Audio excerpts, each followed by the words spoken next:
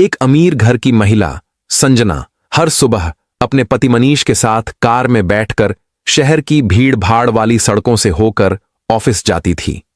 बाकी लोगों की तरह ट्रैफिक उनके लिए बस एक रुकावट था, मगर रेड सिग्नल पर रुकते ही कुछ ऐसा होता था जो उनके दिल को छू जाता था। हर रोज छोटे छोटे बच्चे उनकी गाड़ी के पास आकर कुछ बेचते, कुछ भीख मांगते, और उन्हीं में से एक था कुणाल। न उम्र ज्यादा, न कद लंबा, बस 10 से 11 साल का एक नन्हा सा बच्चा था। कभी वह गुब्बारे लेकर भागता हुआ कार के पास पहुंचता, कभी हाथ में पुरानी किताबें, तो कभी रंग बिरंगे फूल। उसकी बातें इतनी मीठी थीं कि सुनकर लगता था जैसे कोई फरिश्ता सड़क पर उतर आया हो। एक दिन वह खिड़की के पास आकर बोला, आंटी, गुब्बारा ले लीजिए, आपके बच्चे बहुत खुश हो जाएंगे। संजना मुस्कुराई। मैं गुब्बारे का क्या करूं? अपने बच्चे को दे दीजिएगा। संजना हंसते हुए बोली, अरे मेरे बच्चे नहीं हैं। कुणाल ने मासूमियत से सिर हिलाया। आंटी, ले लो ना, सुबह से एक भी नहीं बिका। उसकी ये बात संजना के दिल में नमी उतर गई। उन्होंने 2 गुब्बारे खरीदे और कार आगे बढ़ गई। कुछ दिनों बाद वही जगह, वही सिग्नल, लेकिन इस बार कुणाल के हाथ में किताबें थीं। संजना ने मुस्कुराकर पूछा, क्या बात है, आज गुब्बारे गायब? कुणाल भोलेपन से बोला, आंटी, गुब्बारे फट जाते हैं, नुकसान हो जाता है। आज किताब ले लीजिए, बस 20 रुपये की है। जरूरत न होने के बावजूद संजना ने किताब खरीद ली। धीरे धीरे दोनों के बीच एक अजीब सी लगाव की डोर बनती चली गई। हर बार गुजरते हुए संजना उससे कुछ खरीदती और चुपचाप नोट उसकी हथेली में सरका देती। कुणाल की मासूम मुस्कान किसी मरहम की तरह उनके भीतर उतरती जाती थी। फिर एक दिन वही सिग्नल, वही हलचल, लेकिन कुणाल नहीं। संजना बेचैन होकर शीशे से बाहर झांकती रही। दिल जैसे कह रहा था, आज वो दिखेगा नहीं, कुछ गलत हुआ है। तभी 2-4 बच्चे भागते हुए आए। मैडम, आप कुणाल को ढूंढ रही हैं? संजना की सांस अटक गई। हां, कहां है वो? उन बच्चों की आवाज पिघलती हुई सी लगी। दीदी, उसका एक्सीडेंट हो गया है। दुनिया जैसे पल भर में थम गई। क्या? कैसे? कब? उसकी हालत कैसी है? दीदी, एक कार ने टक्कर मारी और भाग गई।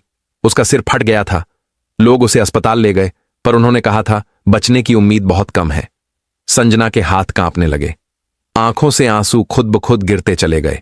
दिल में एक अजीब सी टीस उठी, कुणाल के लिए भी और किसी अनकही कड़वी याद के लिए भी। उन्हें जरा भी अंदाजा नहीं था कि यह हादसा सिर्फ एक बच्चे का दर्द नहीं, बल्कि उनकी जिंदगी की सबसे बड़ी सच्चाई लेकर आने वाला है। वो सच्चाई जिससे उनका अतीत, वर्तमान और भविष्य सब हिलने वाला था। एक ऐसा खुलासा जिसे सुनकर उनकी दुनिया बिखर जाएगी। और यह मासूम बच्चा कुणाल, वो कोई और नहीं बल्कि उन्हीं का खोया हुआ बेटा था, जिसे पैदा होते ही एक मजबूरी ने उनसे छीन लिया था। संजना ने जैसे ही सुना, उसकी सांसें अटक सी गईं। घबराई आवाज में वह बोली, क्या तुम लोग मुझे उसके घर ले जा सकते हो?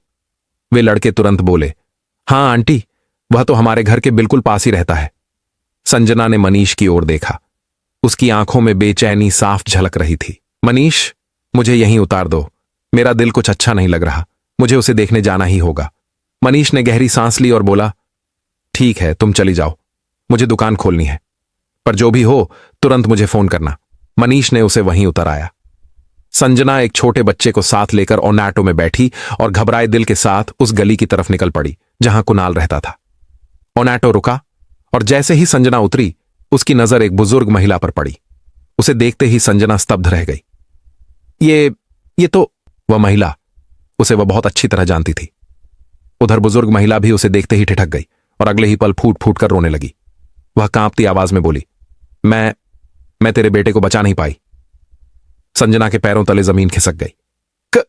क्या मेरा बेटा कुणाल था? बुजुर्ग महिला ने आंसू पोंछते हुए सिर हिलाया। हां, वही तेरा कुणाल था, वही। बस इतना सुनना था कि संजना ने छाती पीटना शुरू कर दिया। मेरे भाग्य ही फूट गए।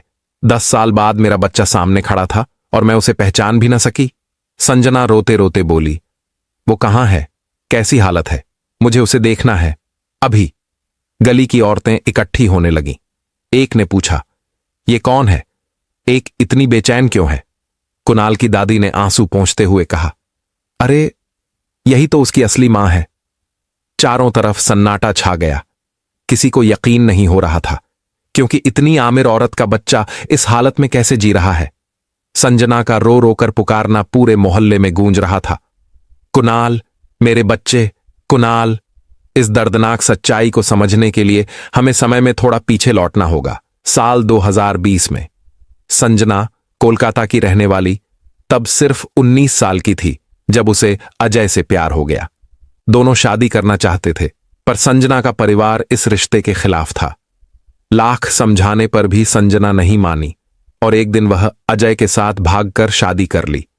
वे दोनों शहर में एक छोटे से किराए के घर में रहने लगे, लेकिन इस कदम से उसके परिवार ने अपनी इज्जत दांव पर समझी और उन्होंने संजना से हर रिश्ता तोड़ लिया।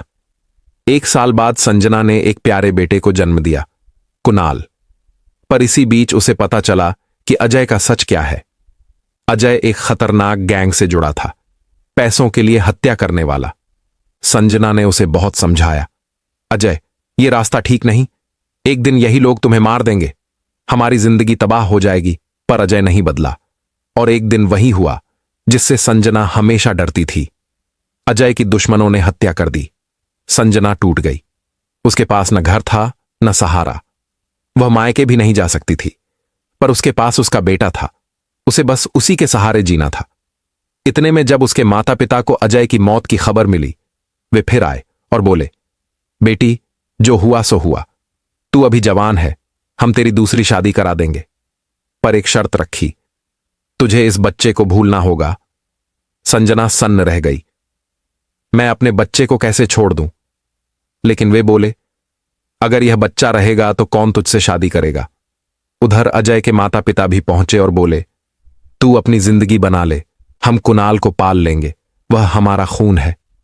बहुत सोचने समझने के बाद, आंसुओं के समंदर में डूबते हुए, संजना ने अपना छोटा सा कुणाल उसकी दादी दादा को सौंप दिया और अपने माता पिता के साथ चली गई।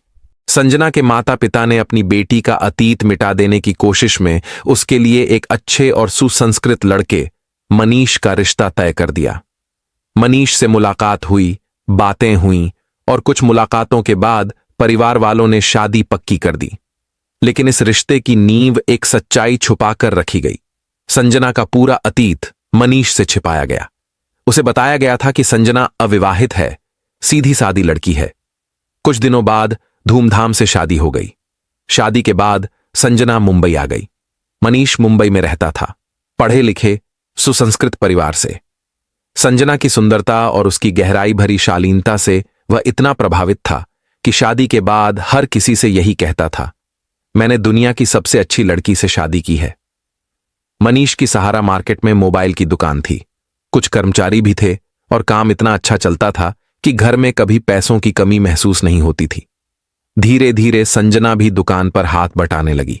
दोनों साथ बैठकर काम करते, चाय पीते, हंसते, जिंदगी जैसे स्वर्ग गई।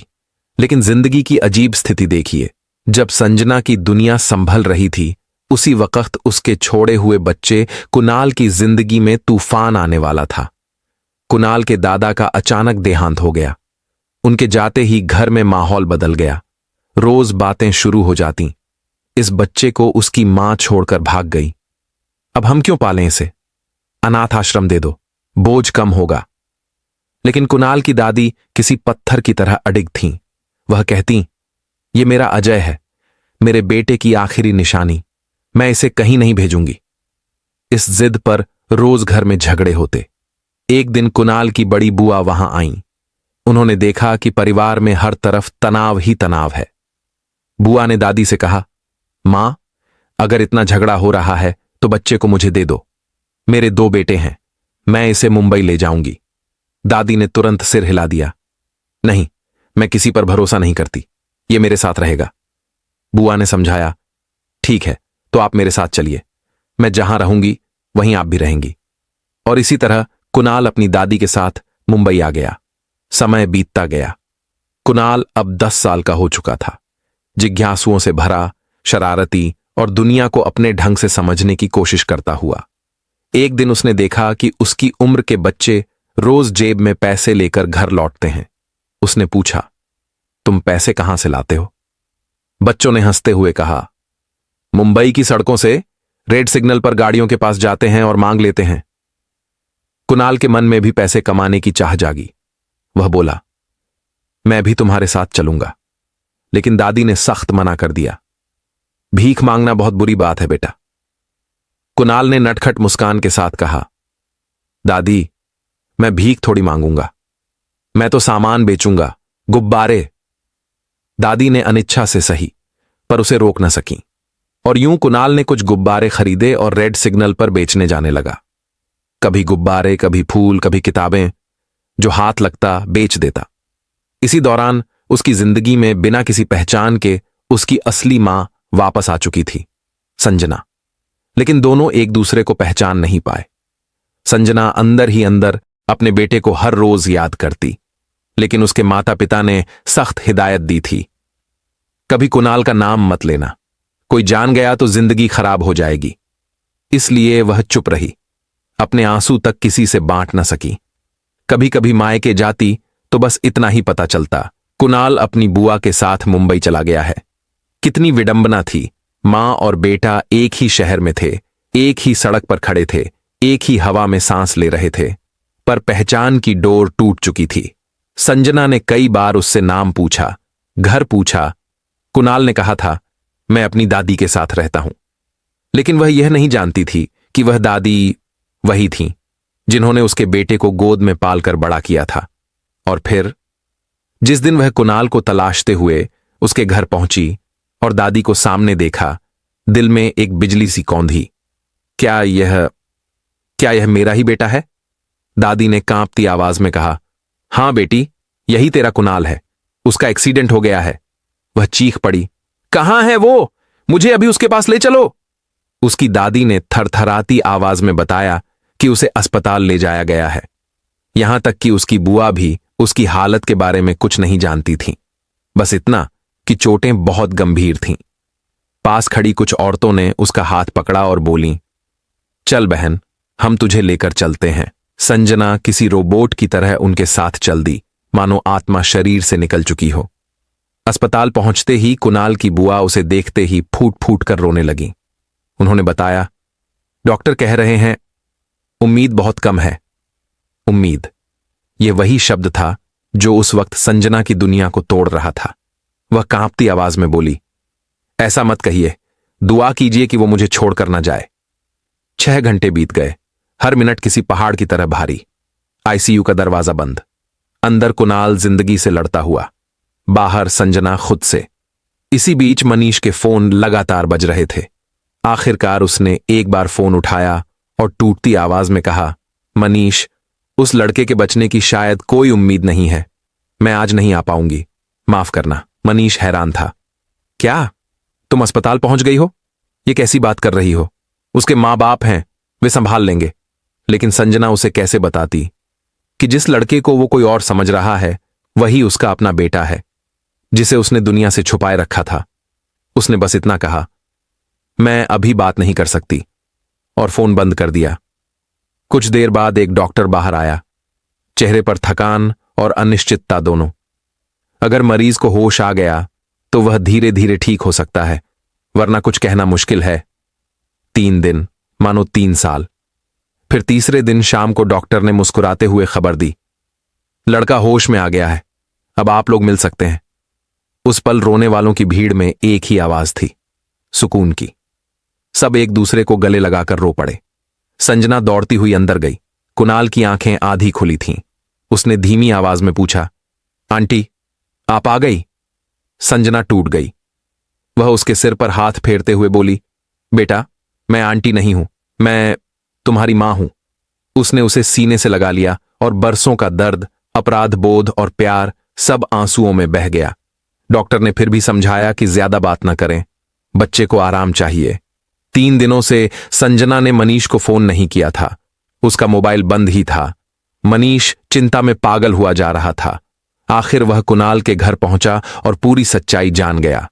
अस्पताल में उसने गुस्से से कांपती आवाज में कहा, तुम लोगों ने मुझसे धोखा किया है, हमारा रिश्ता यहीं खत्म। संजना सिर्फ सिर झुकाकर सब सुनती रही। जवाब क्या देती? उसके पास बची ही क्या थी? बस उसका बेटा, वह एक चीज जो वो किसी भी कीमत पर नहीं खो सकती थी। एक हफ्ते बाद कुणाल घर आ गया। संजना उसकी देखभाल में पूरी तरह लग गई। जब उसने मनीष को फोन किया तो फोन ही नहीं उठा रहा था। 10 दिन बाद अचानक मनीष अपने घर वालों के साथ कुणाल के घर आया। संजना उन्हें देखकर फूट पड़ी। उसकी सास ने उसे गले लगाया और बोली, बेटी मत रो, चलो घर चलते हैं। संजना घबरा गई। मैं अपने बेटे को छोड़कर कहीं नहीं जाऊंगी। सास मुस्कुराई। किसने कहा उसे छोड़कर चलने को? तुम्हारा बेटा, उसकी दादी, सब साथ चलेंगे।